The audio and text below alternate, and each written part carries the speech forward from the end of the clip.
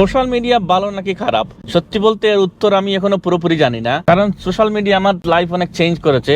আমি অনেক নতুন মানুষদের সঙ্গে পরিচিত হয়েছি, নতুন সুযোগ পেয়েছি, নতুন বন্ধুও পেয়েছি। আর এই যে আজকের এই ভিডিওটা বানাচ্ছি, এটাও কিন্তু আপনারা সোশ্যাল মিডিয়ার কারণে দেখতে পাচ্ছেন। কিন্তু অন্যদিকে আমি এমন মানুষও দেখেছি যারা ঘন্টার পর ঘন্টা স্ক্রল করছে, অন্যের জীবন দেখছে, অন্যের গাড়ি, অন্যের বাড়ি, অন্যের ছুটি, অন্যের সাফল্য, আর ধীরে ধীরে নিজের জীবনকে ছোট মনে করছে। এটাই সোশ্যাল মিডিয়া সবচেয়ে বিপজ্জনক দিক, কারণ এখানে সবাই নিজের জীবনের হাইলাইট দেখায়। বেশিরভাগ মানুষই নিজের কষ্ট দেখায় না, ব্যর্থতার গল্প শোনায় না, কেউ রাত 3টার দুশ্চিন্তা দেখায় না, শুধু সেরা মুহূর্তগুলো দেখায়। আমরা সেই 30 সেকেন্ডের ভিডিওকে নিজের বাস্তব জীবনের সঙ্গে তুলনা করি। সোশ্যাল মিডিয়া ভালো না খারাপ? এটা অনেকটা ছুরির মতো। ধরেন একটা ছুরি যদি একজন ডাক্তারের হাতে যায়, এটা জীবন বাঁচানোর কাজে ব্যবহার হবে। আবার ধরেন একজন খারাপ মানুষের কাছে যায়, তাহলে কিন্তু এটা সবার জন্যই বিপজ্জনক। তাই আমার মনে হয় সমস্যা সোশ্যাল মিডিয়া না, সমস্যা ব্যবহারকারীর উপরে।